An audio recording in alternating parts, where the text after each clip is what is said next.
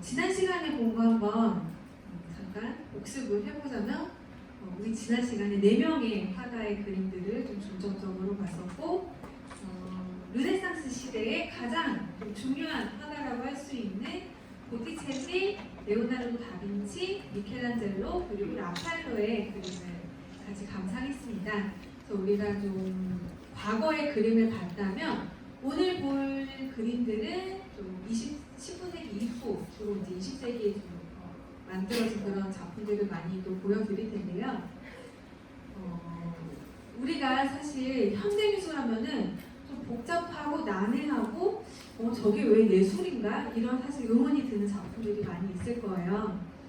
예를 들면은 우리나라의 가장 대표적인 현대 예술가라고 할 수 있는 백남준 선생님이 있죠. 백남준 선생님이 만든 이 텔레비전을 가지고 이렇게 조각을 했다라던가, 그래서 옛날 그림들 보면은 뭐 그림은 그림이지 뭐 여기에 대해서 의문을 갖지는 않는데, 이게 뭐 예술인가 아닌가에 대해서 우리가 의문을 갖지는 않지만 이거 봤을 때는 이제 의문이 생기기 시작하죠. 이게 예술이 될 수 있는 건가? 또 뭐 이런 것도 있어요. 1960년대에 이탈리아의 만촌이라는 예술가가 만든 작품인데요. 지금 보시는 거는 캔이죠. 통조림, 깡통이에요. 그런데 이 안에 똥이 들어있대요. 똥이 10g씩. 10g씩 넣어가지고 당시 그 시세에 맞춰서 판매를 했던 작품입니다. 이런 것도 보면서 어떻게 똥이 예술이 될 수 있을까? 이런 의문을 우리가 가질 수가 있죠. 심지어는 60년대가 가장 좀 난해한 작품들이 많이 탄생을 했는데, 어떤 예술가는 살아있는 말을 미술관에 가지고 와서 사육하는 그런 전시를 하기도 했습니다. 그리고 우리가 또 미술관에 가서 많이 난해하는 것 중에 가장 최근에 좀 이슈가 됐던 게 어떤 게 있냐면은 작년, 1년도 안 됐어요. 작년 12월인데요. 저 벽에 붙인 바나나가 우리나라 돈으로 약 1억 4천만 원 정도의 판매가 되어서 또 아주 큰 세계적으로 논란이 되기도 했습니다. 그런데 이 작품이 판매가 되자마자 지금 왼쪽에 보고 계시는 이 남성이 배가 고프다면서 갑자기 저 바나나를 까서 먹어버렸어요. 없어져 버렸어요. 그래서 또 이슈가 됐는데, 이게 과연 또 예술이 왜 될 수 있는가? 오늘 좀 이런 얘기를 한번 해보려고 해요. 그런데 그래서 지금 보시는 이런 작품들을 보면은 우리가 아까 맨 처음에 뭐 보티첼리 아니면 미켈란젤로 이런 화가들 작품들을 봤을 때는 이게 왜 예술이 아닌가에 대해서 우리가 의구심을 갖진 않지만, 그런데 지금 보여지는 작품 같은 것들을 보면은 우리가 기존에 예술이라고 믿었던 것들의 자꾸 고정관념을 깨는, 거기에 뭔가 반응심을 가지고 이거는 꼭 예술은 이럴 필요가 없어 라고 얘기를 해주는 사실 반항아들이 그렇게 예술에 대한 고정관념을 깨면서 미술의 역사가 흘러갔다고도 할 수가 있어서, 그래서 제가 오늘 그 강의 제목을 서양 미술의 반항아들로 잡아보았습니다. 그리고 이 반항아들이 반항을 하게 된 데에는 사실 또 그만한 이유가 있었어요. 크게 두 가지로 그 이유를 이야기를 할 수가 있는데, 사실 지난 시간에 보여드렸던 르네상스 미술 이후로 19세기 중반까지의 미술 사조의 변화예요. 르네상스 이후에 뭐 바로크, 그 다음에 뭐 고전주의랑 로코코, 그 다음에 뭐 신고전주의, 낭만주의 이런 걸 많이 들어보셨겠지만 결국에는 다 비슷비슷해요. 그림을 사실적으로 그려야 한다라는 생각에 화가들은 전혀 거기에 대해서 의구심을 가지거나 그러지 않아야 한다라는 생각을 전혀 하지 않았었고, 또 한편으로는 그림의 좀 주제에 서열 같은 게 생겼어요. 이런 거는 그림을 그릴 때는 이런 걸 좀 주제로 해야지 라고 생각했던 게 뭐냐면 바로 도덕적인 교훈이 담겨있는 역사라던가 아니면은 종교적인 내용, 신화적인 내용, 이런 것들이 있는 거를 최고로 쳤어요. 그림의 주제는 이런 게 최고야. 그 다음에는 뭐 초상화 같은 거, 그리고 별거 아닌 걸로 취급했던 게 뭐 예를 들면 풍경화 같은 거, 이런 거는 뭐 별로 쓸모없는 거다라는 좀 인식이 있었습니다. 자, 그런데 이제 19세기가 되면은 이런 생각들에 화가들이 조금씩 의문을 갖기 시작해요. 왜 꼭 그래야만 하는가? 그런 이유 중에 하나가 바로 첫 번째는 사진기가 발명이 됐기 때문이에요. 옛날 사진기는 엄청나게 크죠. 사진기가 발명이 되면서 그림이 오랫동안 해오던 역할 한 가지를 사진기가 대체하게 됩니다. 그게 바로 사실성이에요. 그림을 사실적으로 그려야 된다는 그 생각을 르네상스 시대 이후부터 화가들이 몇백 년 동안 한 번도 그 사실에 대해서 의구심을 가진 적이 없었는데 카메라가 등장을 하더니 그 그림이 하던 역할을 가져가 보는 거예요. 그냥 버튼 하나만 누르면은 그림을 그리는 것보다 더 빠르게 현실을 그대로 복사를 해버리니까 많은 화가들이 우리가 그림을 꼭 사실적으로 그릴 필요가 있을까? 저거는 사진기가 대신 해주는데 이런 생각을 갖는 사람들이 늘어나기 시작했던 거죠. 그리고 또 두 번째로는 많은 이제 철학자들도 비롯해서 많은 사상가들이 인간의 재능에는 한계가 없다라는 그런 주장을 이 18세기, 19세기에 그런 주장들이 많이 등장하기 시작합니다. 그러니까 인간은 누구나 재능을 가지고 있고 가능성을 갖고 있기 때문에 꼭 예술이라고 해서 우리가 그건 천부적인, 천재적인 그런 재능을 따로 타고난 사람들만 예술을 할 수 있는 것이 아니다. 이런 생각들이 막 이제 싹트기 시작하면서 그림을 잘 못 그리는 사람들도 예술가가 되고 싶어하고 특히 이제 제가 예로 드리는 니체도 이런 얘기를 했어요. 천재라고 자기 입으로 얘기하는 사람은 사기꾼이라는, 심지어는 사기꾼이라고 이렇게 얘기를 했는데 많은 사실은 옛날에 그 예술이라는 거는 예술가는 타고난 재능이 있어야 된다라는 그런 또 고정관념이 있다 보니까 예술가들이 자기가 엄청나게 피땀 흘려서 열심히 노력하는 거를 일부러 감추고 나는 별 노력을 하지 않아도 이런 예술 작품을 만들 수 있어 라고 이렇게 보여주는 거에 되게 또 치중을 하기도 많이 했었거든요. 그런 것들을 또 이런 니체 같은 철학자가 꼬집기도 했습니다. 자, 그러면서 이제 사람들의 생각이 모두가 누구나 예술가가 될 수 있는 가능성이 있고 누구나 예술가가 될 수 있다면 그렇다면 예술이라는 것도 과거에 이런 것만 딱 예술이어야 해 라는 고정관념이 있었다면은 그 한계를 이제 19세기 중반부터는 서서히 벗어나서 무엇이든 예술이 될 수 있는 그런 시대로 바뀌어가기 시작합니다. 그 시대를 이제 이끌어갔던 제가 오늘 7명의 예술가를 소개해드릴 거예요. 첫 번째 관람하는 바로 장 프랑수와 밀레라는 프랑스의 사실주의 화가를 첫 번째로 소개해드릴 거예요. 밀레 많이 들어보셨을 거예요. 잠시 후에 이제 많이 익숙한 이삭축기라던가 안녕 이런 그림을 그린 화가죠. 밀레는 어린 시절에 농사 짓는 아버지 밑에서 자라면서 농사를 짓는 아버지를 도와주고 또 틈틈이 그림 공부를 했었어요. 그래서 그림을 하도 잘 그리니까 밀레의 고향에서 장학금을 주고 밀레가 그 장학금을 받아서 미술의 중심지였던 당시에 사실은 유럽에서 가장 미술의 중심지라고 할 수 있는 파리로 유학을 오게 됩니다. 그것도 파리에서 제일 좋은 대학교에 들어갔어요. 에콜드 보자르라는 제일 좋은 대학교에 입학을 했습니다. 자, 그런데 여기에 입학한다고 화가로서의 성공의 길이 열리는 건 아니었어요. 화가로서 성공을 하기 위해서는 많은 예술가들이 이 학교를 나온 다음에 살롱전이라는 당시 국가에서 운영하는 미술 대회가 있었는데 그 대회에서 큰 상을 받으면 이제 신문에도 나오고 사람들한테도 많이 유명해지니까 일거리가 많이 들어오게 되는 거예요. 그래서 밀레 역시 가장 좋은 대학교를 미술학교를 들어가서 이제 그 성공의 다른 화가들처럼 그 성공의 길을 걷기 위해서 살롱전에 매 회마다 작품을 출품합니다.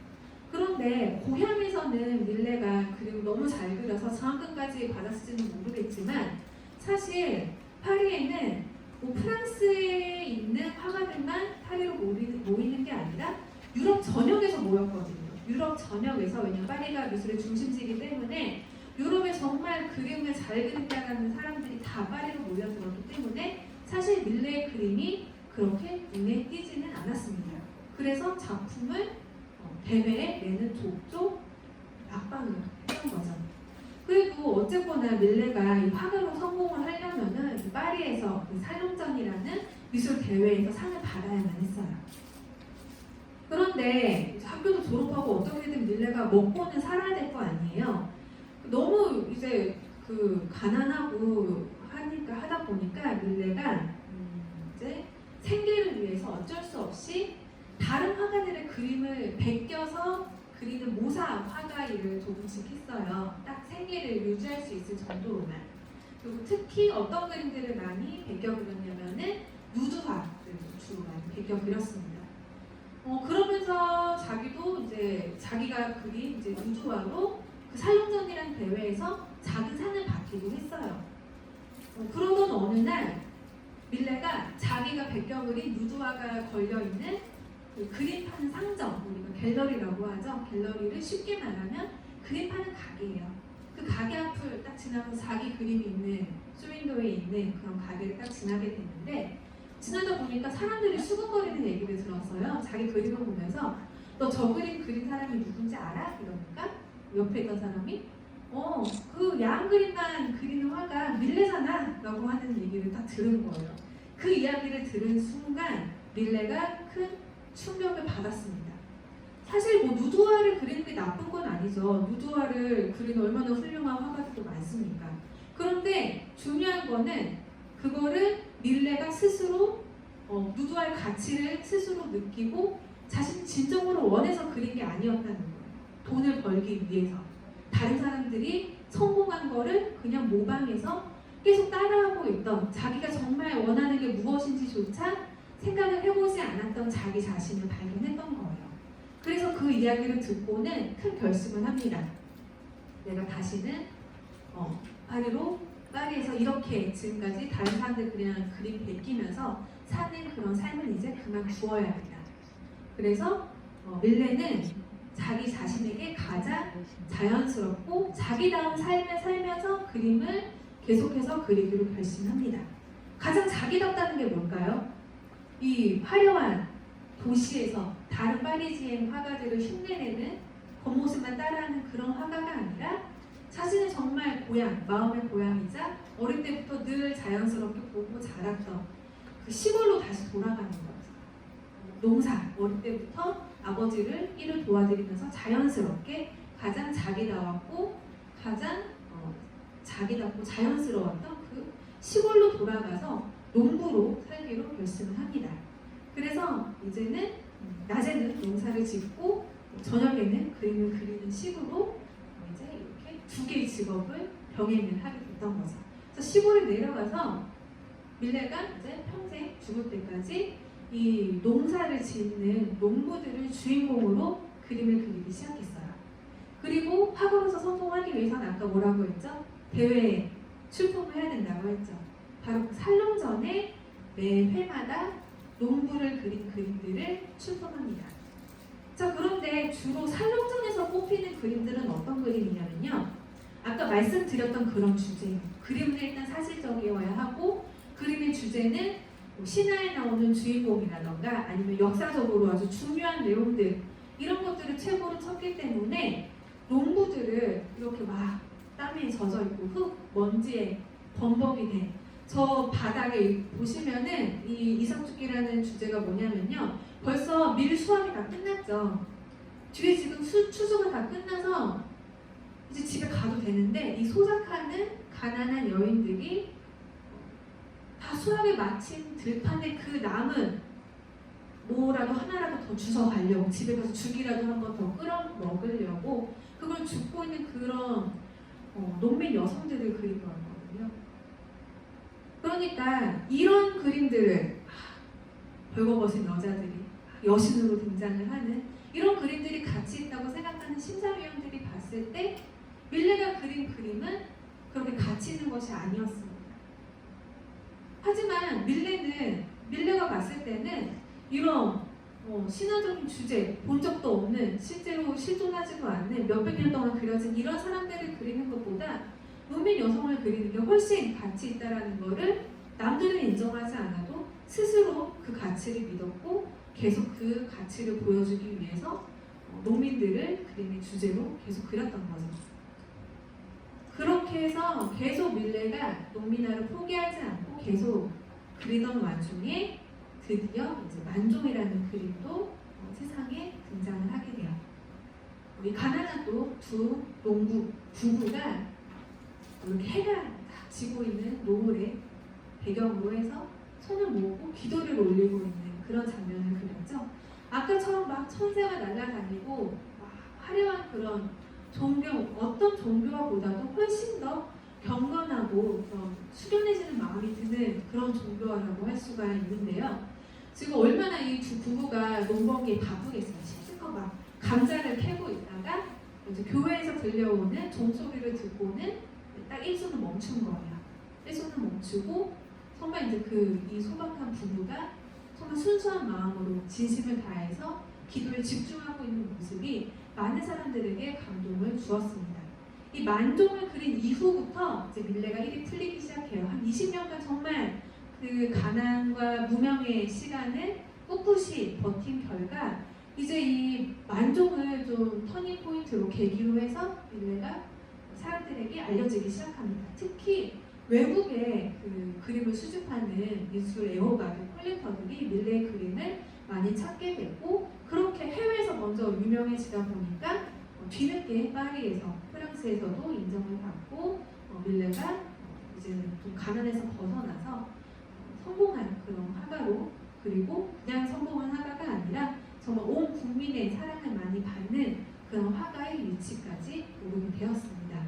기존에 가지고 있던 그 주제에 대한 반항심을 가지고 있었기 때문에 새로운 그림을 그리게 됐고 또 이런 새로운 그림을 그림으로써 또 후배 화가들이 더 새로운 작품들을 많이 할 수 있는 길을 열어주었기 때문에 밀레를 훌륭한 우리가 예술가라고 부를 수가 있는 거죠. 자, 그 다음에 이렇게 밀레 같은 화가에게 어떤 화가가 또 영향을 받았냐면은 모네라는 화가도 밀레 영향을 좀 받았다고도 할 수가 있고 그리고 이 밀레 같은 경우는 사실적으로 그림 그리는 거에 대해서도 왜 꼭 그림을 사실적으로 그려야 하나? 안 사실적으로 그리면 좀 안 되나? 이렇게 생각을 하면서 그렸던 화가였어요. 모네는 이제 뭐 한 밀레보다 한 10년, 15년 정도 후배 화가라고 할 수가 있는데 모네의 관심사가 뭐냐면은 빛과 색채예요. 밖에 나가서 직접 본 쏟아지는 빛과 그 빛에 따라서 색채가 어떻게 변하는가 이거에 너무너무 관심이 많았던 화가였어요. 당시에는 사실 모네처럼 빛에 관심 있는 화가가 많지 않았던 게 옛날에는 풍경화를 그릴 때도 실내에서 그렸었거든요. 물감을 어디 담아갈 수가 밖에 담아서 나갈 수가 없었기 때문에 화가들이 풍경화를 그릴 때도 빛을 직접 보면서 밖에 풍경을 그리는 게 아니라 실내에서 그림을 그렸었는데 이제 산업혁명이 시작되고 튜브 물감이 나오면서 화가들이 그림을 그릴 때 물감을 가지고 밖으로 나가기가 용이해졌습니다. 그래서 이 모네도 그 공장에서 찍어낸 그 물감을 사다가 밖에 나가서 그림을 그렸는데 나가보니까 빛에 따라서 이 색이라는 게 고정되어 있지 않는다는 것을 발견하네요. 지금 보시면은 눈이잖아요. 우리가 눈을 흰색이다 이렇게 생각을 많이 하고 모네도 그렇게 생각을 했는데 직접 나가서 그림을 그리다 보니까 이 한 가지 색이라고 생각했던 눈이 어떤 거지? 색깔이 여러 가지죠. 어떤 부분은 하늘색이고 어떤 부분은 분홍색이고 그림자가 진 부분은 조금 더 어둡고 나무가지 위에 있는 부분은 약간 또 갈색이 섞여 있고 눈이라는 우리가 흰색 하나라고 생각할 수 있는 이 색조차도 얼마나 빛에 따라서 인접한 색에 따라서 달라져 보일 수 있는지를 보여주는 그 모네의 연구 결과라고도 할 수가 있죠. 특히 모네는 처음에 이 빛에 너무 그 재미를 많이 느껴가지고 그림을 그릴 때 시간을 정해놓고 그림을 그렸어요. 이 그림 같은 경우는 낮에 그렸을까요? 밤에 그렸을까요? 언제 그렸을까요? 밤에 그렸을까요? 아니죠. 그쵸. 누가 봐도 해가 아주 쨍쨍한 낮에 그린 그림이에요. 이 그림을 그리기 위해서 모네가 딱 낮에 시간을 정해놓고 그 시간이 정하면은 붓을 놓고 다음날 다시 그렸어요. 왜냐하면 이 색깔은 지금 이 낮 시간이 아니면은 오후가 되면 이제 사라져버리는 색이잖아요.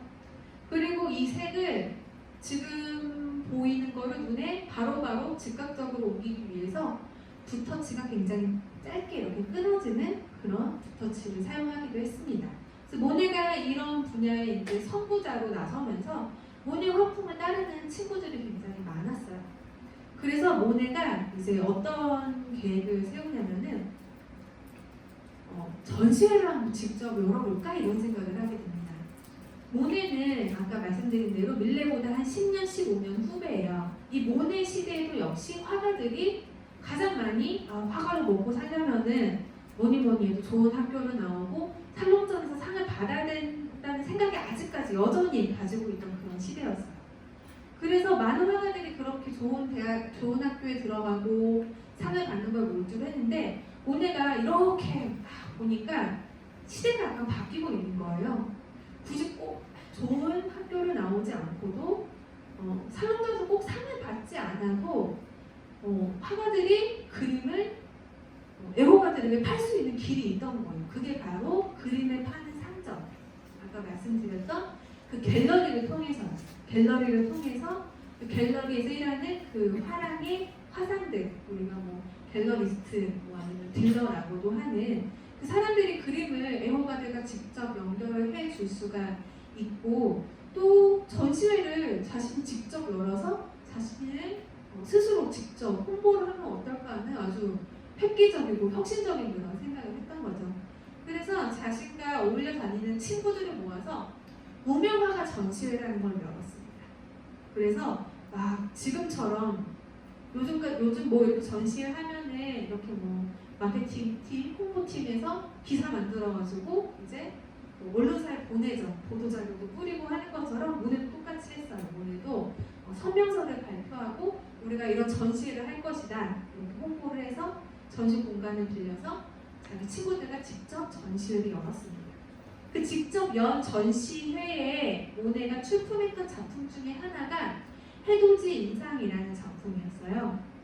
이 작품이 그 미술사의 그 유명한 인상주의를 탄생시킨 그 그림이기도 한데, 자, 이 그림이 왜 제목이 해돋이 인상이냐면요. 딱 보셨을 때 모네가 이 그림을 조금 더 우리가 클로즈업을 해볼까요? 선생님들이 보시기에 이 그림이 좀 성의 있게 정성을 다해서 그린 그림처럼 보이시나요? 아니면 붓이 굉장히 좀 급하게 휘갈려서 그린 그림처럼 보이시나요?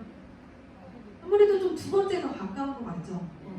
내가 그려도 솔직히 이거보다는 더 잘 그리겠다라고 생각하시는 분도 분명히 있을 것 같습니다. 왜냐면 저도 그렇거든요. 저도 그림 잘 못 그리지만 조금만 신경 쓰면 이것보다는 더 잘 그릴 것 같아요.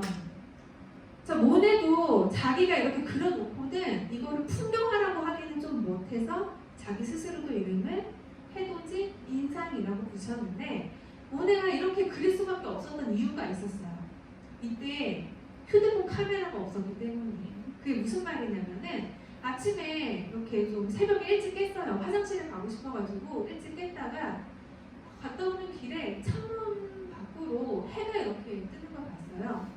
항구에서 이렇게 해가 딱 뜨는 걸 봤는데 그 순간 갑자기 저 장면을 내가 그림으로 남기고 싶다라는 생각이 딱 든 거예요.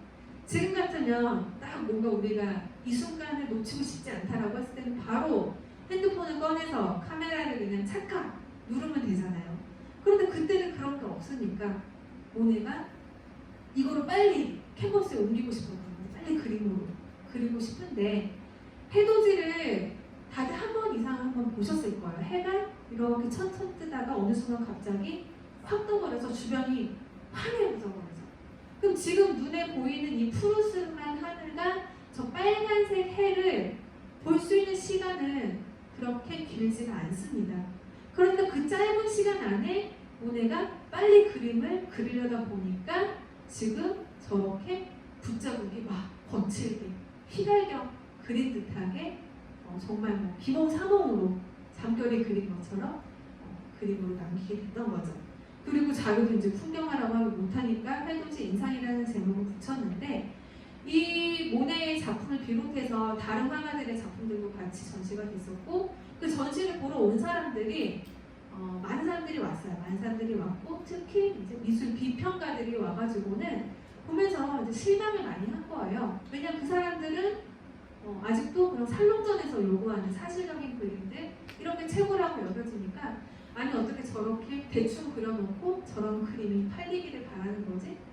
저거 너무 성의 없지 않나? 이렇게 생각을 많이 했던 거예요. 그래서 평론을 좋지 않게 써준 거죠. 그래서 이 그림의 이름을 따서 이 그림이 인상이라는 말이 들어있잖아요. 그래서 그림이 참 뭐 인상적이었다 이런 식으로 이제 표현을 비과서 하면서 이 그림을 같이 했었던 화가들을 다 뭉뚱그려서 인상파라고 부르기 시작합니다. 그러면서 그 유명한 인상주의, 인상파 화가들이 탄생을 하게 돼요. 인상주의 이 전시에 참여했던 화가들이 스스로를 인상파로 부르기 시작하면서 그 다음 전시부터는 이제 인상파 전시로 전시를 열게 됐어요. 그러니까 여전히 이제 이런 사실적이고 그리고 뭔가 그림의 내용도 좀 고상해 보이는 이런 것들이 계속 미술의 주류계에서는 인정을 받았지만 모네는 이제 그런 시대는 이제 지났다고 생각을 한 거예요. 저렇게 꼭 완벽할 필요가 없다. 카메라로 대신하는데 뭐하러 나까지 그런 그림을 똑같은 그림을 계속 그려야 되냐? 나는 내 스타일대로 계속 그리려다. 그리고 내가 제일 좋아하는 풍경한 모네 그림은 사람이 별로 없어요. 사람이 등장해도 다른 친구들이 그렸던 그림들이랑 비교하면은 사람들은 아주 그냥 작게 등장하는 그림들도 많고 대부분이 이렇게 풍경화들이 많습니다. 자, 그런데 이렇게 자기가 좋아하는 것만 해서는 돈을 벌 수가 없잖아요. 그래서 모네가 거의 30년간을 굉장히 또 밀레처럼 가난하게 살 수밖에 없었어요. 좋아하는 것만 계속 하려다 보니까 그림이 잘 팔리지도 않았고 어쩔 수 없이 이제 가난한 생활을 계속 했었는데 드디어 모네에게도 기회가 옵니다. 버티는 사람이 이긴다는 말이 있죠. 30년을 버틴 결과 드디어 모네에게 인생의 전환점이 되는 시기가 와요. 그런데 이 시기가 그냥 온 게 아니에요. 모네가 그동안 그리던 방식을 약간 바꿨어요. 어떻게 바꿨냐면은 아까 제가 모네는 그 시간에만 볼 수 있는 색을 담기 위해서 시간을 정해놓고 그림을 그렸다고 말씀을 드렸죠. 그런데 이번에는 약간 바꿨어요. 그 스타일을 어떻게 바꿨냐면은 한 장소에서 좀 긴 프로젝트를 하나 이렇게 딱 계획을 한 거예요. 1년 프로젝트 해서 늦여름부터 가을, 겨울, 봄 4계절을 한 장소에서 4계절을 다 이제 다른 캔버스에 그렸는데 그것도 시간대를 다르게 해가지고 그리니까 한 장소에서 굉장히 여러 점의 그림을 그릴 수가 있었고 그 여러 점의 그림이 같은 장소인데도 이렇게 다 다르게 보였던 거예요. 그래서 이걸 이제 그려서 당시에 모네와 계약을 하고 있던 갤러리인 듀랑 위엘이라는 사람의 화랑에서 전시회를 열었는데 인기가 이제 너무너무 좋아진 거예요. 사람들이 그 전까지는 아무리 30년간 모네가 빛을 좋아하고 막 이걸 연구해서 그림을 그려도 사람들이 별 반응이 없다가 이렇게 이제 시리즈 그림을 보고는 이 특별함을 드디어 이제 인식하기 시작했던 거예요. 아, 이렇게 모네가 왜 그렇게 30년간 색빛 하는지 이제야 좀 이제 알 것 같은 거예요. 이 그림을 봄으로써. 그리고 또 한편으로는 이건 역시 지금 건조 더미들이잖아요. 좀 있으면은 그냥 불쑤시개로 쓰여버릴 아무 뭐 중요한 그런 진귀한 보석 같은 것도 아닌데 정말 보석처럼 이 그림 안에서 아름다울 수가 있겠구나. 이런 소소한 것에서도 우리가 아름다움을 발견할 수 있다는 사실을 모네를 통해서 깨달으면서 모네가 30년을 가난한 화가로 버틴 결과 남은 30년을 프랑스에서 가장 부유하고 성공한 화가로 마감하게 됩니다. 그래서 장수하면서 결국에는 그 시간을 버틴 보상을 톡톡히 받게 돼요. 지베른이라는 그런 지방에 아주 큰 연못이 딸린 그런 저택을 사다가 거기서 평생 자신이 좋아하는 연못에 핀 수련을 그리면서 여유롭게 생을 보냈습니다. 그래서 이 모네 역시 외국에서 해외, 프랑스뿐만 아니라 미국, 러시아, 일본의 부호들, 미술 애호가들에게 인기가 많았었기 때문에 그 사람들이 막 이 스튜디오를 찾아와서 모네 그림을 올라왔었어요. 얼마나 인기가 많았었냐면 아직 아무것도 그리지 않은 빈 캔버스가 미리 예약이 될 정도로 뭘 그리든 내가 사가겠다 이렇게 예약을 할 정도로 보내는 프랑스 최고의 슈퍼스타 화가로 이렇게 자신의 그 화가의 커리어를 정점을 찍게 됩니다. 그럴 수 있었던 또 이유가 바로 기존의 미술은, 그림은 사진적으로 그려야 한다라는 그 고정관념에 반항심을 갖고 새로운 룰을 만들었기 때문이라고 할 수가 있을 것 같습니다. 네, 이렇게 해서 모네를 소개해드렸고요. 이번에는 모네와 함께 아까 그 무명 화가 전시회를 함께 참여했었던 폴 세잔이라는 화가를 소개해드릴게요. 아까 모네를 인상주의 화가, 인상주의 선구자라고 소개를 드렸는데 이 세잔 같은 경우는 후기 인상주의로 분류가 돼요. 인상주의 화가들과 함께 어울렸지만 영향을 받긴 했지만 새로운 그런 그들과는 전혀 다른 그런 새로운 스타일을 만들어냈었고, 사실 미술사에 끼친 영향, 20세기 미술사에 끼친 영향은 앞서 보여드렸던 밀레나 모네보다 훨씬 높게 평가되는 인물이 바로 이 폴 세잔이라는 화가입니다. 역시나 프랑스 화가인데요. 세잔은 어릴 때부터 이제 화가가 꿈이었지만 세잔의 아버지가 세잔이 화가가 되는 걸 반대했었어요.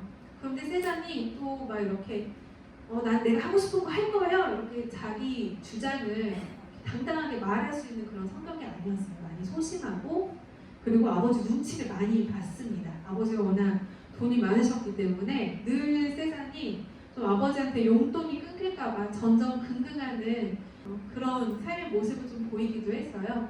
그래서 20살이 넘었는데도 계속 아버지 눈치를 봐요. 당당하게 나 그림 공부하러 빨리 가겠습니다 이 말을 못하니까 아버지가 원하는 대로 그냥 고향에 있는 법학과에 법대에 입학을 하게 되고, 그런데 이제 너무 가기 싫으니까 그냥 이제 학교를 안 가고 집에만 있던 거예요. 밖에도 안 나가고 말도 안 하고 혼자 집에만 가만히 있고 그런 걸 보니까 아버지가 이제 너무 답답해서 얘를 이대로 두면 안 되겠다 싶어가지고 결국에는 아들이 화가가 되는 것을 허락해 줍니다. 그래서 파리로 이제 드디어 올라오게 돼요.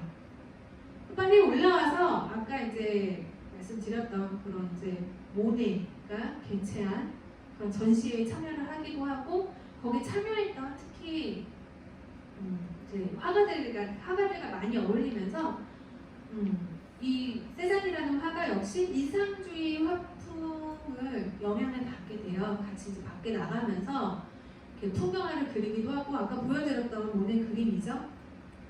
그런데 세잔도 밖에 나가서 같이 그림을 그리기는 하는데 세잔 그림을 보면은 아까 봤던 모네 그림만큼 반짝이지가 않죠.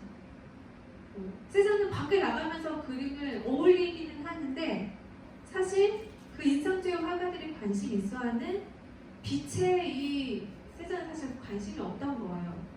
당시 친구들이랑 어울리다 보니까 나가서 그거를 그리고 있기는 한데 자기가 관심이 있어하는 그런 관심사는 아니었던 거예요. 그러다 보니까 세잔의 그림이 늘 겉돌고 그리고 사람들한테 공감을 얻지 못하고, 그리고 세잔은 뭔가 좀 자꾸 새로운 걸 하고 싶다 보니까 자꾸 엇나갔습니다. 예를 들면은 아까 보여드렸던 해돋이 인상 전시를 할 때 1874년도였었는데 그때 세잔이 왼쪽에 있는 모던 올랭피아라는 작품을 출품했어요. 그래서 미술계에서 엄청나게 비난을 많이 받았습니다. 저게 무슨 그림이냐, 뭘 말하는지 모르겠다 이런 비난을 받았는데, 사실 미술 비평가들에게만 그런 비난을 받았던 게 아니라 동료들조차도 사실은 세잔을 꺼려했어요. 저런 그림을 도대체 뭐 얼마나 튀고 싶길래 저런 그림을 그리는 거지?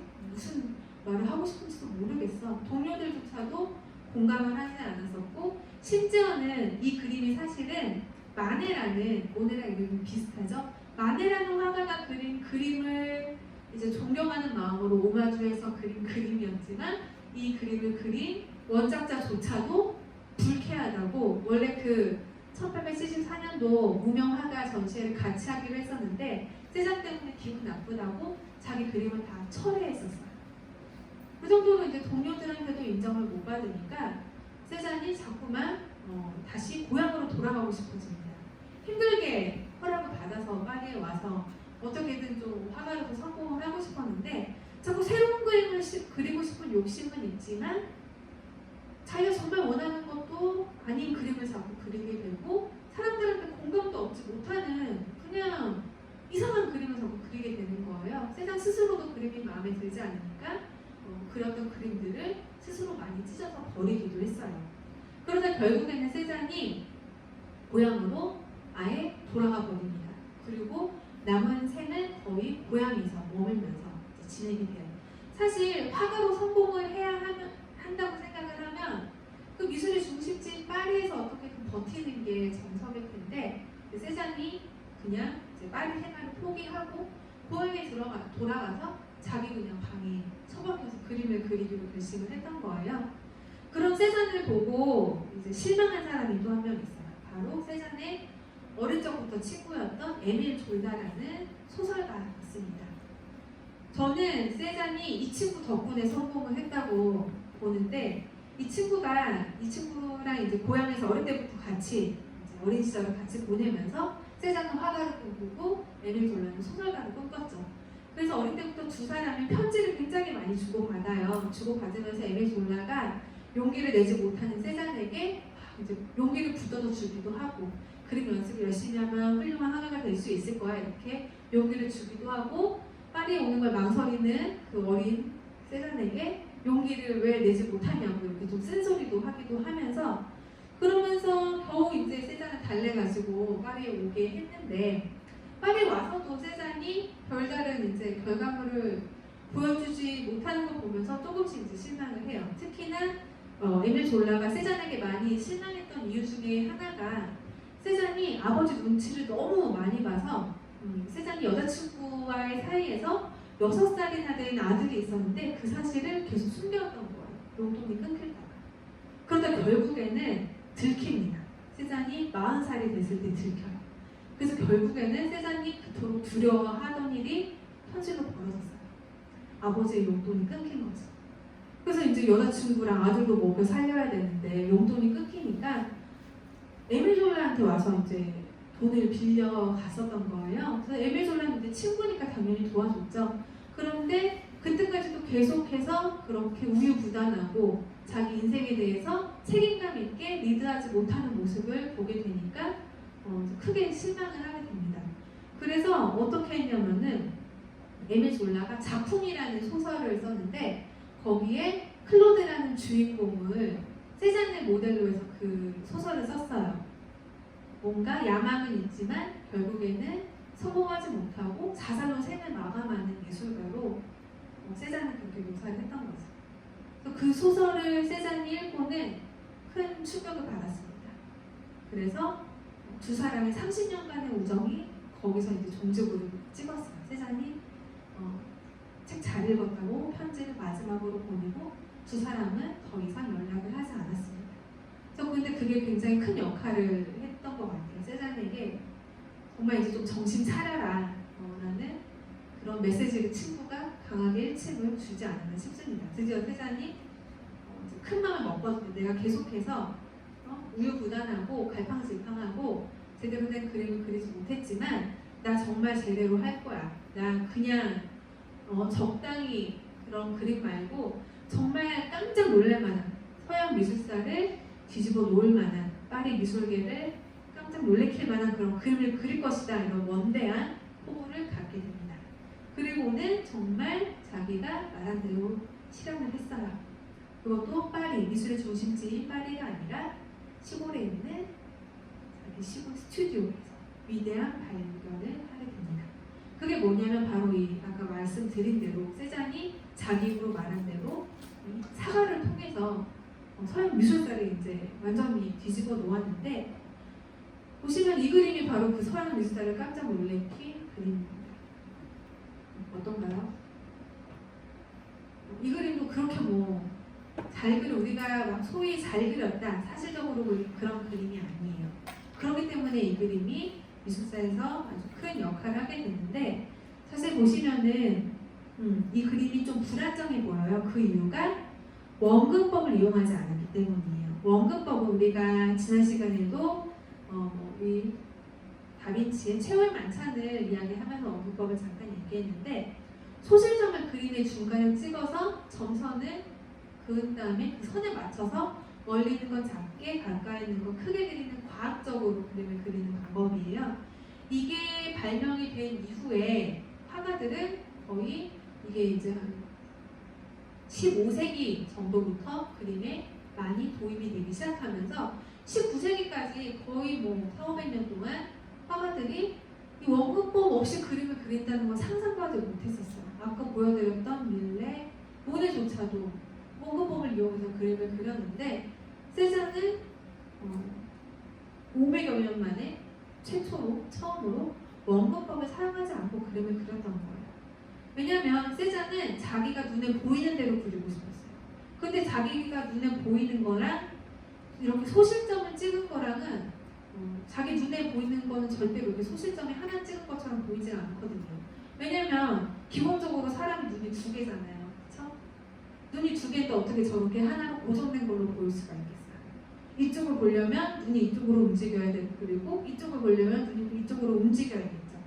끊임없이 움직이는 눈을 고정시켜놓고 절대로 이렇게 볼 수가 없다는 거예요. 그래서 자기 눈으로 보이는 대로 그리기 시작했죠. 그래서 왼쪽, 오른쪽을 따로따로 봤기 때문에 테이블의 양끝은 만나지가 않습니다. 그리고 여기 있는 모든 사물들을 다 따로따로 봤기 때문에 시점이 다 제각각이에요. 어떤 거는 올려다본 거, 어떤 건 정면으로 본 거, 어떤 거는 옆으로 본 거, 어떤 거는 아래로 내려다본 거. 그렇기 때문에 그림이 소실점을 찍었을 때처럼 안정적으로 보이는 게 아니라 불균형스럽고 뭔가 불안정해 보이는 거죠. 이걸 일부러 이렇게 그렸다라는 거를 눈치채는 사람이 그렇게 많지가 않았습니다. 그래서 이거 빨리 눈치챈 사람이 있어요. 피카소 같은 사람.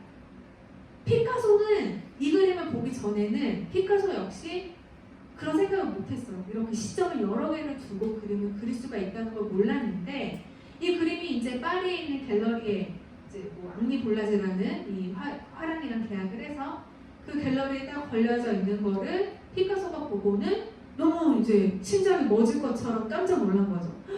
아, 그림을 저렇게 시점을 딱 하나만 고정해놓고 그리는 게 아니라 여러 개로 저렇게 나눠서 그림을 그릴 수도 있구나라는 걸 처음으로 알게 되고는 입체주의라는 걸 발명합니다. 완전히 이제 눈, 코, 입을 막 다 뒤섞어버린 새로운 스타일의 그림을 창시하게 된 거죠. 뿐만 아니라 당시에 이 세잔의 그림을 보고는 화가들이 다양한 그런 자기만의 스타일들을 개발을 할 수 있게 돼요. 아, 그림을 이렇게 조각을 낼 수도 있고 이렇게도 변형을 시킬 수가 있겠네. 그러면서 점점 그렇다면은 그림을 꼭 사물에 밑이 그리지 않아도 되는 것뿐만 아니라 그걸 점점 단순화시키면은 아무것도 담지 않은, 원근법에 아예 필요가 없는 그냥 점선, 면, 색채만으로도 그림을 그릴 수가 있겠구나라는 생각까지 발전을 하게 돼요. 그러면서 서양 회화에서 최초로 추상화라는 새로운 미술의 형태가 탄생을 하게 되는데, 그 물꼬를 튼 사람은 바로 원근법을 최초로 깬 세잔이라는 화가였습니다. 바로 새로운 그림을 그리게 되는 야만, 그리고 그 미술의 전통 원근법을 꼭 그릴 필요가 있을까라는 그런 반항심이 또 다른 새로운 미술 사조를 이렇게 탄생을 하게 한 거죠. 네, 우리가 지금 제가 3명의 화가를 소개드렸는데 3명이 다 프랑스 화가였어요. 우리가 지난 시간에 봤던 그림들은 다 이탈리아 회화들이었죠.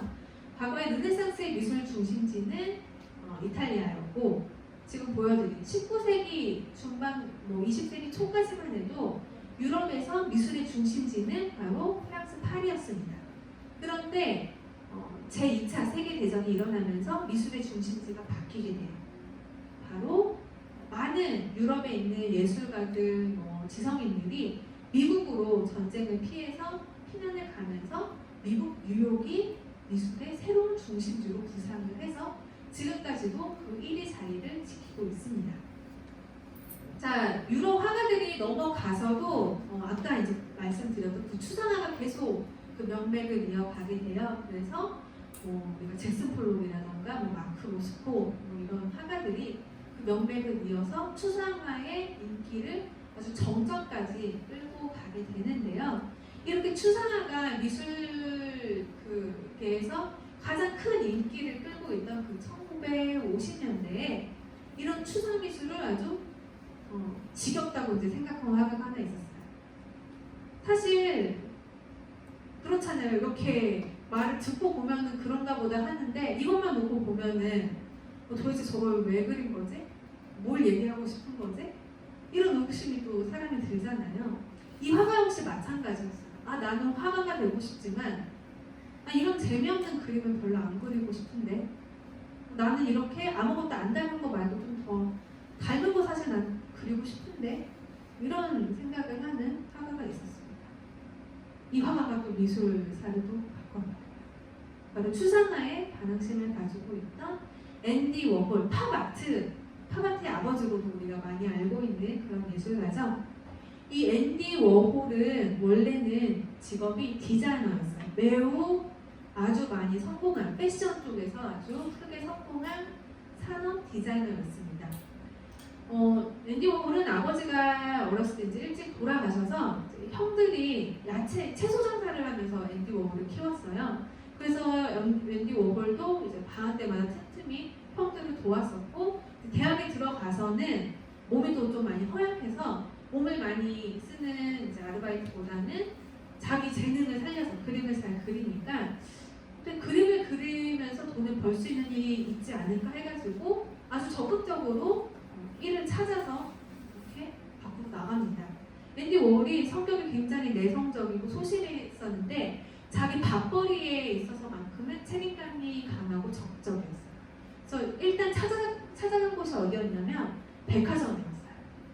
백화점에 가면은 뭔가 내가 그림을 그리면서 할 수 있는 일이 있지 않을까 해가지고 거기 일하는 사람들한테 물어서 백화점 그 윈도우를 디스플레이하는 진열하는 그 책임자를 이제 만나게 된 거예요. 그래서 그 진열장에 들어가는 그림을 그리는 아르바이트로 이제 패션계 디자이너로 발을 내딛게 됩니다. 그래서 틈틈이 그렇게 아르바이트를 하면서 대학을 졸업했고 졸업한 이후에는 뉴욕으로 올라왔어요. 고향을 떠나서 뉴욕에 와가지고 또 이제 일자리를 알아보기 위해서 낮에는 막 자기가 그린 거 들고 뭐 잡지사나 아니면은 그런 데를 이제 패션 업계를 막 찾아다니면서 자기 그림을 보여주고 밤에는 또 이제 그림을 그리는 거였죠. 그렇게 하면서 잡지사에서 일을 많이 받기 시작해요. 우리가 많이 알고 있는 뭐 하퍼스 바자라던가 보그 같은 그런 패션 잡지에 구두 사파를 그리면서 본격적으로 디자이너로 활동을 하기 시작합니다. 그래서 앤디 워홀이 아주 크게 성공해요. 이미 막 서른도 되기 전에 거의 뭐 1년에 막 억대 연봉을 벌 만큼 아주 크게 성공을 했습니다. 그런데 한편으로는 앤디 워홀은 이렇게 기업에서 원하는 그런 그림을 예쁘게 그려주는 사람 말고 내 작품을 좀 그리는 나는 화가가 되고 싶다는 마음을 계속 갖게 돼요. 그래서 디자이너를 하면서도 그림을 계속 그리다가 결국에는 디자인 일은 아예 그만두고 이제 전업 화가로 활동을 하기 위해서 이제 본격적으로 또 다시 한번 연구를 하기 시작합니다. 디자이너 일을 할 때도 수없이 연구를 했어요. 어떻게 하면 디자인을 잘할까. 다른 디자이너들이 그린 그림들을 또 열심히 많이 보고 연구하면서 자기 스타일을 만들었던 것처럼 앤디 워홀 역시 화가가 되기 위해서는 이미 성공한 화가들을 보면서 자기 스타일을 이제 찾아가게 된 거죠. 그래서 뉴욕에 있는 많은 갤러리들을 돌아다녔는데 대부분 그림들이 아까 보여드렸던 그런 추상 미술이 막 유행을 하고 있었던 거예요. 그런데 그거는 앤디 워홀이 하고 싶은 미술이 아니었거든요. 그래서 잘 찾아다 보니까 자기랑 조금 비슷한 부류의 화가들을 이렇게 찾을 수가 있게 됐고 거기서 힌트를 얻어서 앤디 워홀이 그리기 시작했던 게 뭐냐면 공상품을 그리기 시작했어요. 슈퍼에서 쉽게 구할 수 있는 공상품들을 그리기 시작합니다. 예를 들면은 우리 빨래 세제 같은 거 우리는 뭐 옛날에는 뭐 슈퍼타이가 제일 유명한 국민 빨래 세제였죠. 그런 것처럼 미국에서는 뭐 미국에도 또 유명한 그런 빨래 세제 그 브랜드가 있고 또 깡통, 이 깡통 스프캔이 담겨 있는 이 캠벨이라는 스프캔이 또 미국에서는 우리 뭐 사조 참치만큼 굉장히 유명한 그런 통조림 회사예요. 그래서 미국에서 모르는 사람이 없는 그런 가장 유명하면서도 미국에서 아무리 가난한 사람이더라도 아주 적은 돈으로 쉽게 구입을 할 수가 있는 그런 것들, 이런 깡통 스프캔뿐만 아니라 뭐 코카콜라 같은 것도 굉장히 쉽게 저렴하게 살 수가 있잖아요. 그런 대중성을 가진 공산품들을 그림으로 그리기 시작합니다. 그러니까 처음으로 이런 그림을 그리니까 사람들이 또 의아해했어요. 왜 저걸로 그리지? 그래서 이 그림이 전시되던 그 갤러리 옆에 있는 가게에서는 아예 그 가게에 있는 통조림을 다 꺼내가지고 슈퍼 앞에 딱 진열을 해놓고는 진짜 스프캔이 5개에 $1 이렇게 광고를 하기도 했다고 합니다. 그 정도로 이제 조롱을 많이 당하기도 했어요. 그리고 그림도 안 팔려가지고 이제 그림을 사겠다는 사람이 나타나면은 이제 다 같이 뭐 사면 이제 얼마 깎아주겠다 이런 식으로 디스카운트를 해서 겨우 판매를 하기도 했던 그런 작품인데, 그런데 지금은 이제 이 그림을 좋아하는 하늘이 정말 별따기이죠. 자, 왜 앤디 워홀의 통조림이 작품이 될 수가 있을까요? 이건 어떤 작품성을 가지고 있는 걸까요? 왜 슈퍼에서 그냥 쉽게 살 수 있는 통조림이 예술의 주제가 될 수가 있느냐? 자, 그 왜 안 되는지, 왜 이걸 보면은 좀 더 이해가 쉽게 되실 것 같아요. 이 작품은 17세기 네덜란드에서 많이 그려지던, 보편적으로 많이 그려지던 정모라 중에 하나예요. 뭐 네덜란드뿐만 아니라 다른 나라들에서도 이런 정모라들이 많이 그려졌습니다. 고급 식기, 그리고 고급 뭐 물장도 있고, 또 정말 구하기 힘든 그런 식재료도 이렇게 보이죠. 자, 이런 것들을 지금 이 그림의 주문자가 그런 그림을 좋아하기 때문에 이런 그림을 화가가 그렸단 말이에요. 그럼 이 그림의 주인공은 누구냐면은, 이 그림을 소유하는 사람은 당시 그 사회를 지배하고 있던 지배층이었어요. 주로 돈이 많은 사업가라던가 아니면은 일정한 높은 수입이 있는 뭐 공직자라던가 아니면 성직자들, 귀족, 왕, 이런 사람들이 주로 그림을 주문했단 말이에요. 그리고 그 사람들이 그 시대의 소비 계층, 주로 지배적인 소비 계층이라고 할 수가 있죠. 그런 사회가 지금 이 그림에 반영됐다고도 할 수가 있는데, 그렇다면은 앤디 워홀이 이 통조림을 그린 20세기는 이 사회의 주인이 누구인가요? 왕, 귀족 아니죠. 일반 대중들이란 말이에요. 그러니까 그 대중들이 사용하는 공산품들이 마치 귀족들이 사용하던 식기가 등장을 한 것처럼, 우리 주인공들이 일반적으로 사용하는 물건이 그림의 소재로 등장한 거는 이 사회를, 이 현실을 거울처럼 비춰주는 역할을 그림이 하고 있다는 것을 앤디 워홀이 그 시대에 1950년대에 최초로 보여주었다고도 할 수가 있는 겁니다. 그래서 앤디 워홀은 뭐 그뿐만 아니라 대중성이 있는 것들을 주로 그림으로 그렸기 때문에 유명한 셀럽들, 유명한 슈퍼스타들의 얼굴들을 또 이렇게 다양한 컬러로 그리기도 했어요. 특히 그림을 앤디 워홀은, 아니 그림도 결국에 화가들이 뭐 고상한 척 해도 결국에 화가라는 직업은 그림을 팔아서 먹고 사는 사람들이고, 그렇다면은 어떤 화가가 좋은 화가인가? 그림을 잘 파는 화가가 좋은 화가 아닌가? 그렇다면 나는 그림을 빨리 많이 팔려면 공장에서 이렇게 통조림을 찍어내듯이 나도 그림을 공장에서 빨리빨리 찍어내야겠다. 그래서 많이 그려서 좀 싸게 많이 팔아야겠다. 이렇게 생각을 했어요. 그래서 아예 자기의 그 화실을 팩토리, 공장이라고 부르고, 공장에서 자기가 공장장이가 됐습니다. 그 기계도 들여놨어요. 판화 기계, 실크 스크린이라고 하는 판화 기계를 들여놔서 그냥 모양 틀만 만들어 놓으면 색깔만 바꿔서 빠르게 찍어낼 수 있는 이런 기법으로 그림을 그렸던 거죠. 그래서 이 팝아트가 지금까지도 굉장히 많은 인기를 끌고 많은 사람들이 이 화풍을 좋아한단 말이죠. 바로 추상 미술이 중심을 잡고 있을 때 왜 이런 재미없는 그림을 계속 그려야 돼? 라는 반항심을 갖고 새로운 미술을 또 탄생시킨 사람이 바로 이 앤디 워홀이라는 사람이었습니다. 네, 사실 앤디 워홀이 이런 깜찍한 색깔을 스스로 했던 건 아니에요. 모든 예술가들은 결국 누군가에게서 본 것에서 영향을 받아서 새로운 것들을 창조하게 되는데 앤디 워홀이 이렇게 처음에 통조림 같은 공산품을 그림으로 그릴 생각을 할 수 있었던 이유는 공산품을 예술이라고 최초로 주장을 한 사람이 있기 때문입니다. 바로 듀샹이라는 사람이 있었기 때문이에요. 이 듀샹이라는 사람은요, 아예 미술사 자체를 완전히 통째로 거기 반응심을 가지고 있던 그런 사람이라고도 할 수가 있는데 바로 이 변기를 예술품이라고 주장을 해서 당시에 깜짝 사람들이 또 놀래키기도 했습니다. 보시면은 이 작품이요 처음 등장했던 게 1917년이에요. 지금으로 100년 전입니다. 100년 전에 이 변기를 예술품이라고 주장을 했을 때 그 말을 믿는 사람이 몇 명이나 됐을까요? 지금도 사실 여기 계시는 분들뿐만 아니라 100년이 지난 지금도 전 세계인들한테 물어보면은 이거를 예술품이 맞다, 난 예술품이 맞다고 생각한다라는 사람들은 아마 예술품이 아니라고 생각하는 사람보다 수가 훨씬 적을 것 같아요. 자, 그런데 나름대로 듀샹은 논리가 있었습니다. 이 작품이 예술품이 될 수 있다라는 논리가 나름대로 있었어요.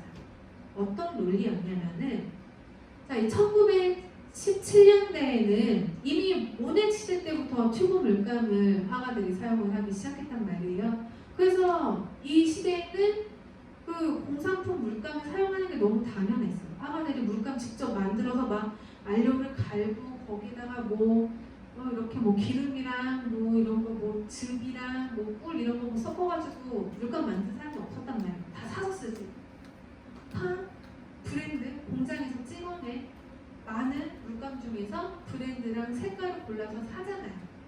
그것처럼 똑같이 자신도 물감을 고르듯이 변기를 샀다는 거예요. 수많은 공산품을 파는 곳이 있고 수많은 브랜드가 있는데 그냥 그 중에서 한 변기 회사를 골랐고 그 변기 회사에서도 수많은 모델들이 있는데 변기 모양 중에 나는 이게 제일 예뻐서 이걸 고른 거야. 물감을 고르듯이 골랐다는 거예요. 그 다음에는 화가들이 물감을 가지고 전통적으로 어떻게 그림을 그리나요? 이제 어떻게 색깔을 할지 머릿속으로 구상을 하잖아요. 여기다가 무슨 색깔을 칠하고 무슨 모양을 그리고를 구상하는 것처럼 듀샹도 고민을 했다는 거예요. 이 변기를 어떻게 보여줄 것인가. 화가들이 붓으로 그림을 어떻게 그릴 것인가를 고민하는 것처럼 나는 이 변기를 벽에 붙여놓을 건지 화장실에 있는 것처럼 붙여놓을 건지 아니면 띄어서 눕혀놓을 건지 옆으로 좀 뒤집어 놓을 건지 매달아 놓을 건지를 똑같이 고민한 게 그 과정이 논리가 같잖아요. 공산품 물감을 사서 쓰는 화가들과 다른 공산품을 고른 나와 다른 게 없다라는 그런 논리를 가지고 있었던 거죠. 그래서 그 이야기를 듣고 당시에 많은 예술가들이 공감을 했지만 그렇다고 해서 듀샹을 따라서 공산품으로 예술품을 만드는 사람들은 없었어요. 왜냐하면 당시는 이게 1917년이에요. 이제 막 피카소가 입체주의를 만들고 화가들이 아직도 물감으로 그릴 수 있는 게 너무 많았기 때문에 듀샹의 논리가 이해는 되지만 따라할 정도는 아니었던 거예요. 그냥 그런가 보다 하고 이거는 묻혔어요. 그래서 50년 동안 그냥 이거는 그냥 사라진 아이디어였는데 50년 후에 갑자기 화가들이 받아들이기 시작합니다. 1960년대가 들어서야 받아들이기 시작해요. 왜 받아들이기 시작했느냐? 50년이 지나니까 더 이상 화가들이 물감을 가지고 기존의 정통적인 재료만을 가지고는 할 수 있는 게 많지가 않았기 때문이었어요. 그런데 듀샹의 논리를 받아들이면 어떤가요?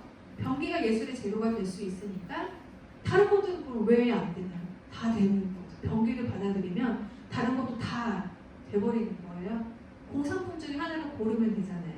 연필도 되는 거고 이 마이크도 지금 예술의 재료가 될 수가 있는 거죠.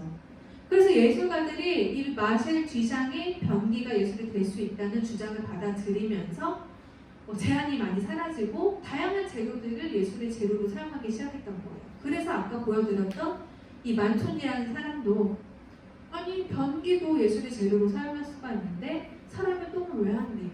그래서 똥을 시크릿씩 담아서 캔에 담아서 이제 예술 작품이라고 주장을 했던 거죠.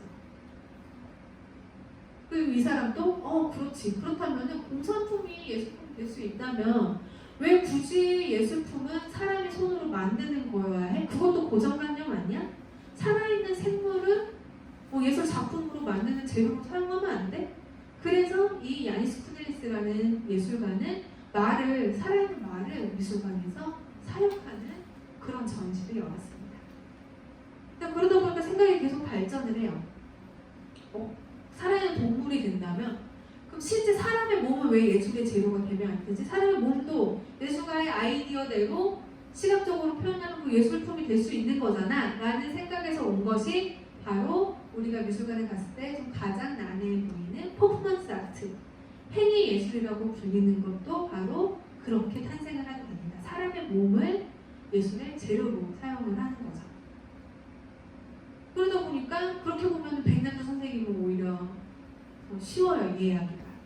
그 캔버스 천 대신에 텔레비전 화면을 이용하고 물감 대신에 저 그래픽을 어떻게 구현할 것인가를 연구했거든요.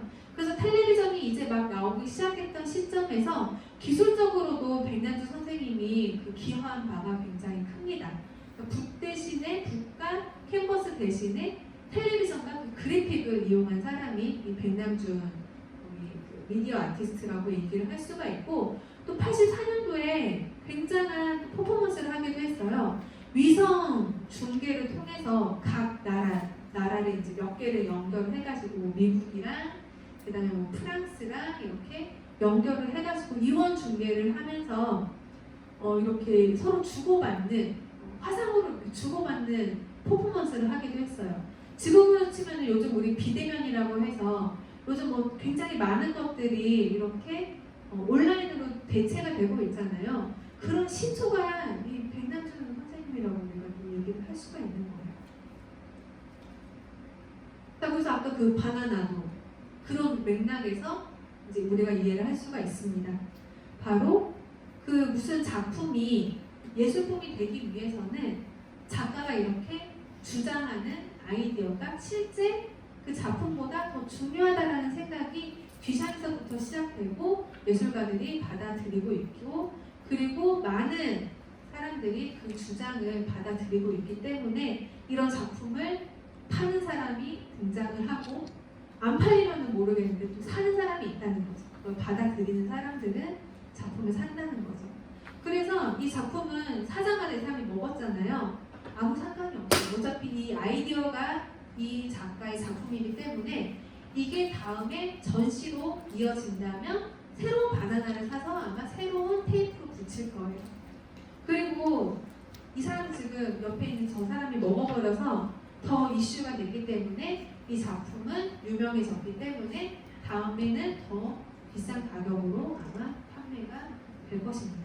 지금 현대 미술계에서는 약간 이게 정말 미술사적으로 중요한가 아닌가 보다는 얼마나 이슈를 많이 끌어서 이 작품이 유명해졌는가가 사람들이 작품을 갖고 싶게 만들고 작품 가격을 올리는 중요한 기준이 되다 보니까 어떻게 보면 좀 어이가 없는 것이 이렇게 비싼 가격에 1억이 넘는 가격에 판매가 되기도 하죠.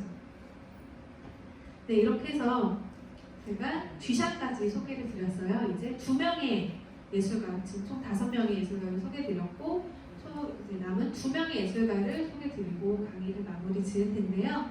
6번째로 소개할 예술가는 미술시장의 롤을 깨 반항하라고 할 수 있는 영국의 현대 아티스트 데미안 허스트입니다.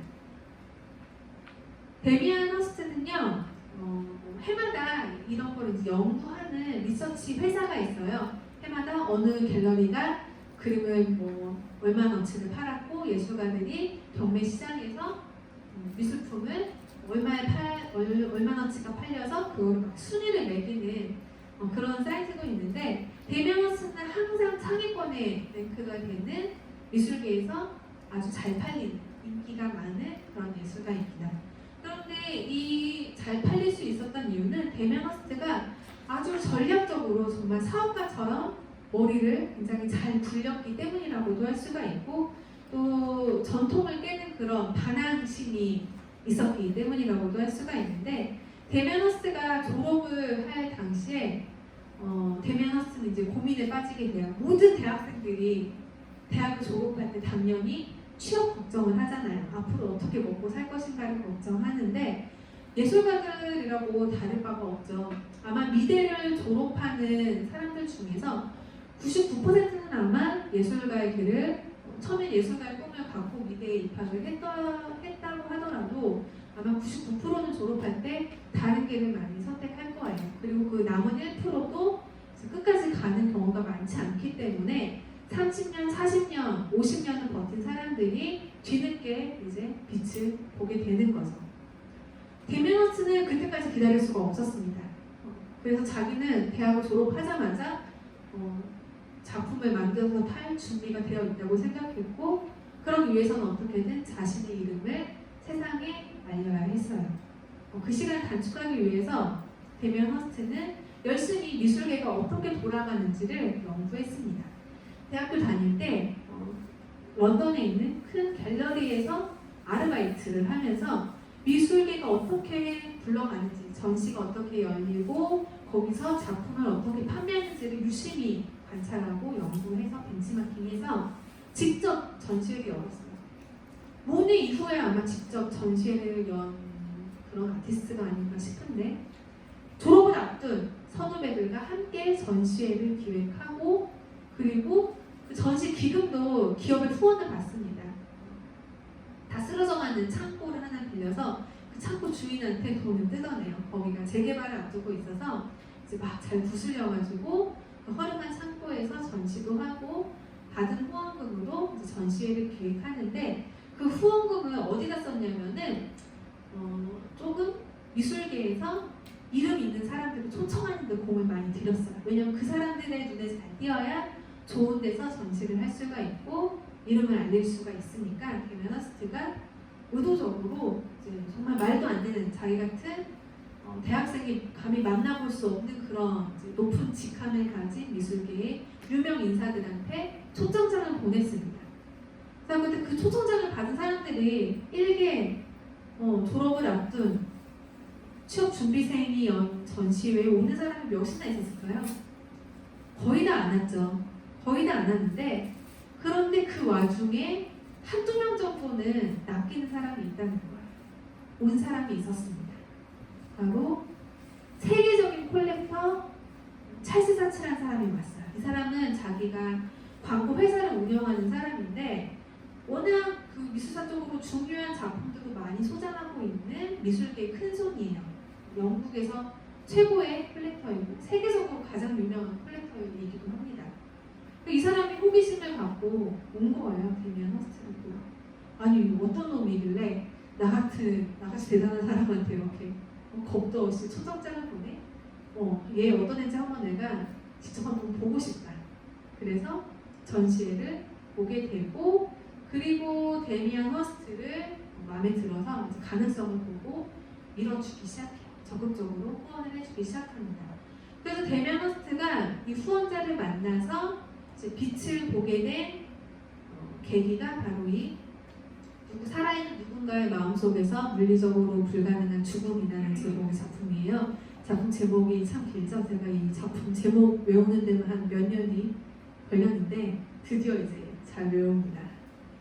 그러니까 이 작품은 포름 알레히드 용의 안에 상어를 살아있는 상어를 죽은 상어를 박제해서 살아있는 것처럼 보이게 만든 작품이에요. 뒤샹 이후에 작품의 재료에는 제한이 사라졌기 때문에 이런 과학실에서는 볼 법한 재료들도 예술의 재료가 될 수가 있고 또 한편으로는 데미안 허스트의 작품은 주제가 그렇게 어렵지가 않아요. 작품의 주제가 주로 데미안 허스트의 가장 큰 관심은 삶과 죽음이 우리의 생활 속에서 어떻게 이렇게 아이러니하게 순환하는가. 딱 삶만 있는 것도 아니고 죽음만 있는 것도 아닌 이 세계 안에 두 가지가 같이 공존하고 있는 거를 아이러니하게 잘 정말 똑똑하게 표현을 하는 그런 예술가라서 크기가 어렵지가 않습니다. 이 작품도 죽은 상어지만 살아있는 것처럼 보이는 그런 모순을 작품 안에 담고 있죠. 이 작품을 딱 한 번 본 사람들은 잊기가 힘들어요. 데미안 허스트. 아마 지금 보여드리는 작품도 아마 잊기가 힘드실 것 같아요. 저는 정말 이걸 직접 보고는 정말 지금까지도 지금 본 지 한 10년 정도 됐는데도 아직도 생생하게 기억이 납니다. 지금 보시면은 유리 상자 안에 소 머리가 100강 잘려서 실제 소 머리가 100강 잘려서 들어있고, 그리고 까만 점 같은 것들이 있죠. 콩처럼 보이기도 하는데 저게 뭐냐면 팔이에요. 팔 몇 마리를 집어넣고 저기서 전기살균기랑 설탕물이라는 설치를 해놨습니다. 그럼 저기서 파리들이 끊임없이 새로 태어나고 죽고 새로 태어나고 죽고를 반복해요. 아까 말씀드린 그 삶과 죽음의 순환, 한 자리에 공존하는 거를 정말 너무 노골적이고 적나라하게 보여주고 있는 거죠. 제가 이 작품을 봤을 때는 전시가 좀 끝나갈 때 가가지고 한쪽 이제 벽에 파리가 이렇게 이제 쌓여 있는 거를 보고 처음에 파리인지 모르고 가까이 갔다가 경악을 했던 그런 기억이 나요. 그래서 이런 작품을 이제 만들 수 있는 그 논리가 바로 뒤샹, 무엇이든 예술의 재료가 될 수 있다는 뒤샹의 논리로부터 시작이 되고, 그 논리를 받아들이면은 이제 이 작품을 예술 작품으로 볼 수가 있는데, 그 논리를 받아들이지 못하는 사람들은 이 작품을 예술 작품으로 인정하기가 힘든 거죠.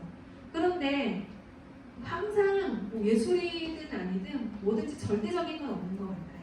자신이 믿는 그 믿음에 따라서 이 작품을 예술품으로 볼 수도 있고, 예술품으로 보여지지 않는다면은 그거는 또 그 사람의 자유인 거죠. 어느 것이 꼭 맞고 틀리다고는 할 수가 없습니다. 데미안 허스트가 이렇게 충격적인 작품으로 자신의 인지도를 확 올립니다. 대중들이 자신을 알게 하는데 이런 충격적인 작품들이 큰 도움이 됐고, 결정적으로 세계를 가는 게 바로 이 실제 인간의 치아를 구해다가 해골에다가 다이아몬드를 우리 돈으로 약 250억 원어치 정도를 박았어요. 그래서 이거를 이제 작품 재료비만 지금 250억 원이 넘게 들었잖아요. 작품 가격은 약 500억 원에 이제 책정을 해서 당시에 화이트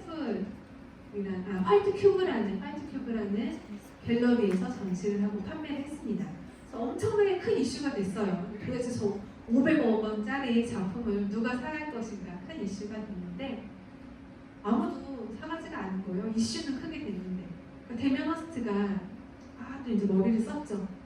보통은 많은 예술가들이 비난을 잘 못 견뎌해요. 비난을 받으면은 내 작품이 최고라고 생각했는데 자존심이 너무 강해서 비난을 잘 받아들이기 힘들어하는 사람들이 많은데, 데미안 허스트는 아니었어요. 나한테 무관심하느니 차라리 내가 욕을 많이 얻어먹더라도 이슈를 만들어내서 사람들이 나를 기억하게 만드는 게 더 중요하다고 생각했어요. 작품이 팔리지 않고 사람들의 기억 속에서 이 작품이 잊혀갈 즈음에 다시 기사를 냈습니다. 작품이 팔렸다는 기사가 나오니까 사람들이 또 주목을 하잖아요. 그래서 그 기사 내용이 어떤 내용이었냐면 바로 이 작품이 원래 가격보다 2배 팔린다는 거예요. 그러니까 사람들이 더 관심을 많이 가졌겠죠. 500억도 대단한데 도대체 누가 1000억에 사가느냐 이슈가 됐는데, 알고 보니까 데미안 허스트랑 그 전시했던 갤러리 주인이 돈을 반반씩 내서 작품을 공동으로 샀다는 거예요. 작가가 누가 사간 작품을 도로 사온 것도 아니고 안 팔린 작품을 자기 돈으로 샀다는 게 이건 도대체 너무 황당무계한 일이잖아요. 아무도 그런 상상을 해본 적도 없는데 데미안 허스트는 그런 식으로 해서 또다시 이슈를 만들어내고 사람들이 자신을 기억하도록 만들어낸 거죠. 그리고 더 이제 미술계 이제 시장에서 확실하게 룰을 깼던 거는 바로 이 사건이었는데 작품을 새로 만든 작품들을 갤러리에서 판매하지 않고 경매장에 가져가서 판매를 했다는 거예요. 아마 뭐 우리나라에는 뭐 서울 옥션이라던가 K 옥션 같은 경매 미술품을 경매에서 판매하는 회사들이 있고 외국에는 유명한 뭐 크리스티라던가 소더비 같은 회사들이 있어요. 거기는 신제품을 파는 곳이 아니에요. 대부분 이미 판매가 된 그런 작품을 되팔고 싶을 때 가져가는 그런 시장인데 데미안 새로 만든 작품들을 경매장에 가지고 갔던 거예요. 가격을 높이기 위해서. 한 작품을 놓고 많은 사람들이 경쟁을 하면서 경매 시장에서 작품 가격이 확 오르게 되는데 그걸 노리고는 경매 시장에 가져간 거예요. 근데 이런 행동은 미술 시장에서 데미안 허스트 이전에도 이후에도 아무도 시도를 한 적이 한 번도 없었습니다. 왜냐면은 이거는 고상한 행동이 아니거든요. 너무 노골적으로 내가 작품값을 많이 받겠다라는 화가의 욕심이 보이는 행동이고, 그리고 사실 안 팔리면은 또 이게 손해잖아요. 안 팔리면은 명성도 떨어지고 투자한 돈도 회수를 하지 못하기 때문에 엄청난 위험을 감수를 했어야 하는데 데미안 허스트는 자신이 생각하는 자신의 지금 몸값보다 더 많이 받기 위해서 위험을 감수하고 투자를 해서 작품을 200점 정도를 만들어서 갤러리가 아닌 경매장에 가지고 가서 결국에는 이틀 동안 2,500억 원이 넘는 매출을 올려서 그 해에 생존화가 그 매출 1등 자리에 오르게 됩니다. 그래서 늘 미술 시장 안에서 이렇게 룰을 깨는 화가는 없었는데 데미안 허스트는 용기를 가지고 누구나 가고 있는 그 길을 걸어간 게 아니라 위험을 감수하는 모험을 선택해서 큰 성공을 거둘 수가 있었던 거죠. 자, 이렇게 그 남들이 가지 않은 선택을 데미안 허스트 같은 길을 선택한 그런 사례가 있어서 또 하나를 좀 빗대어서 소개를 드리고 싶어요. 2008년, 2009년 이때 우리나라에서 이제 북한으로 쌀을 보내주던 그 사업이, 대북 사업이 중단되면서 쌀이 시장이 많이 풀려 나오고 그러면서 쌀값이 많이 떨어져서 많은 농부들이 데모를 했었죠. 쌀값을 제값을 받을 수 있게 정부가 책임을 져라. 대부분의 농부들이, 벼농사를 짓는 농부들이 이렇게 생각을 할 때 한 분은 그렇게 생각을 하지 않았습니다. 아, 이게 정부를 믿고 있는 거는 정부는 안정장치가 아니구나. 정부만 믿고 있다가는 언제든 이렇게 우리가 또다시 위험에 빠질 수가 있다. 그렇다면은 나는 내 안정장치를 정부를 믿을 게 아니라 내 스스로 만들어야겠다. 그것도 쌀을 제값을 받게 하는 게 아니라 더 받을 수 있게 만들어야겠다. 이렇게 생각을 했어요. 그래서 이 쌀을 가지고 제값 이상을 받게 10배 이상을 받을 수 있게 만들었습니다. 뭘 만들었을까요? 쌀로 만들 수 있는 게 뭐가 있을까요? 이 농부가 선택한 거는 뻥튀기였어요. 전혀 뭐 새롭지가 않죠. 뻥튀기가 뻥튀기로 도대체 어떻게 10배를 벌었다는 거지? 그 뻥튀기를 스타벅스에 납품해서 첫 해에만 스타벅스 납품을 해서 2억 9천의 매출을 올렸는데 2019년 작년에는 스타벅스 납품만 43억 원, 전체 농산물 가공을 해서 판매한 매출은 70억까지 계속 성장을 했습니다.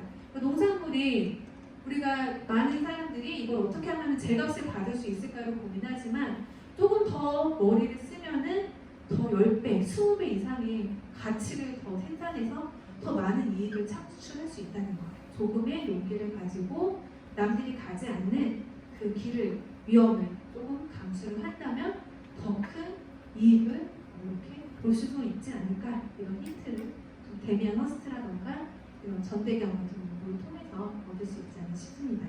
네, 이렇게 해서 제가 지금까지 6명을 소개드렸고 이제 마지막 예술가 1명을 소개드리고 강의를 마무리 지을게요.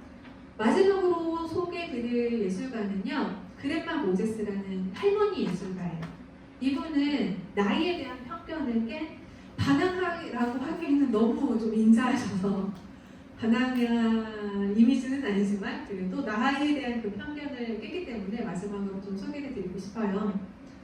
그레마 모제스는 사실은 이제 초등학교도 제대로 나오지 못한 분이었어요. 워낙 가난한 농부의 딸이었고, 그리고 거기에 대해서 뭐 그렇게 크게 억울해하지도 않았습니다. 왜냐하면 다들 그 당시에는 자기 친구들도 그렇고 초등학교를 제대로 나온 친구들이 없으니까 당연히 뭐 아버지를 도와드리고 남의 집에서 신모살이 하는 걸 너무 당연하게 생각했어요.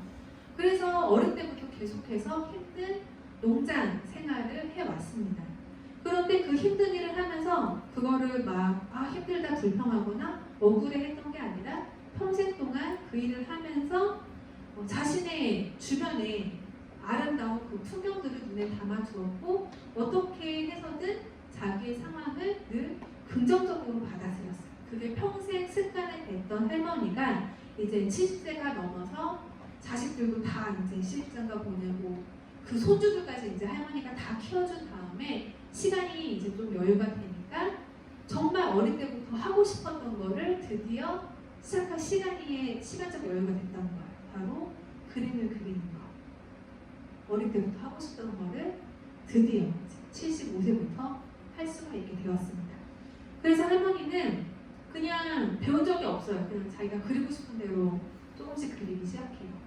그림의 내용은 늘 어릴 때부터 봐오던 거, 자기 주변에 있던 거, 자신이 늘 해왔던 일, 뭐 이렇게 농장일을 하고 있다던가, 뭐 이사를 간다던가, 아니면 마을 주민들이랑 뭐 잔치를 여는 그런 장면이라던가, 뭐 결혼식 장면이라던가, 그런 소소한 늘 자기 주변에서 봐왔던 그런 삶의 일부분들을 자기가 원하는 방식대로 소박하게 그냥 그렸던 거예요. 취미로. 그래서 이 그림을 당시에 이제 그 시골 동네 문방구 같은 데다가 이렇게 걸어놨는데, 지나가다가 여행 중에 그곳을 지나가다가 뉴욕의 콜렉터가 할머니 그림을 보고 너무 좋아서 할머니를 어떻게든 이 세상에 좀 알리고 싶다는 그런 생각을 갖고 할머니 그림을 가지고 뉴욕에 이제 전시할 만한 갤러리들을 알아보고 전시회를 이제 열어 주었던 거예요. 당시 미술계는 아까 보여드렸던 이 추상 표현주의가 주름을 잡고 있었습니다. 그래서 이 미술계에서는 사실 할머니 그림을 그렇게 높게 평가하지 않았어요. 저거는 이 미술 사조에서 봤을 때는 뭐 무슨 사조의 영향을 받은 것도 아니고 할머니가 그냥 취미로 그린 거니까 그냥 뭐 그런 그림이다 정도로 이제 하고 이거를 예술적으로 인정을 한다던가 뭐 이렇게 편입을 시킬 생각을 전혀 하지 않았었는데, 미술계의 생각과는 달리 대중들은 할머니 그림이 너무 좋은 거예요.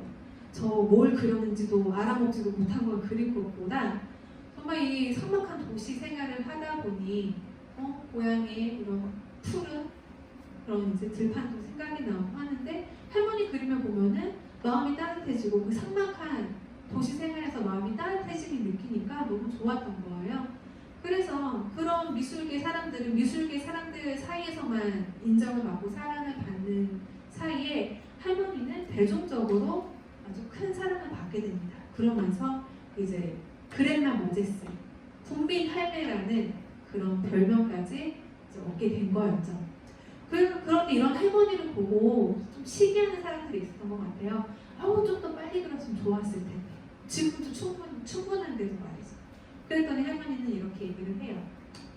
사람들이 이미 늦었다고 말하는 사람들도 있지만 사실 정말 좋을 때는 바로 지금입니다. 아무리 좋아하는 일이라도 서두르지 않고 시작을 하세요. 그런 따뜻한 메시지를 전달을 해주고 있어요. 그래서 요즘은 정말 100세 시대이기 때문에 저도 정말 이제 몇 살까지 나는 살 수 있을까? 나는 정말 한 150살까지도 살지 않을까? 이런 생각을 하는데, 만약에 75세가 돼서 난 이제 늦었어 라는 생각이 들면은 이 그레마 모제스를 좀 떠올려 보려고 해요. 그리고 제가 만약에 80이 돼서 난 이제 늦었어 라는 생각이 든다면 새로운 걸 시작하고 싶을 때 이분을 좀 떠올리려고요.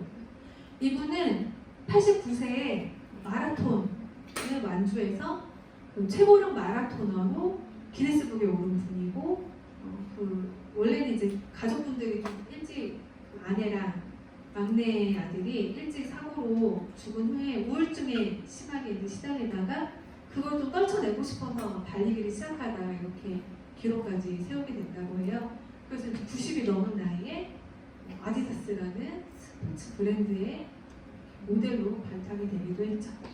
그래서 제가 마지막으로 90이 넘어서 난 이제 너무 늦었어라는 생각이 든다면 이분을 좀 떠올리려고 해요. 이분은 99세에 약해지지마라는 시집을 펴낸 할머니인데 장례식 비용으로 이렇게 모아놓았던 돈을 가지고 출판을 했어요. 왜냐면 할머니 글을 이제 출판해준다는 출판사가 없어가지고 이제 자비로 출판을 하셨는데 이 책이 또 다양한 언어로 번역이 돼서 우리나라 언어로도 이제 출간이 된 거죠.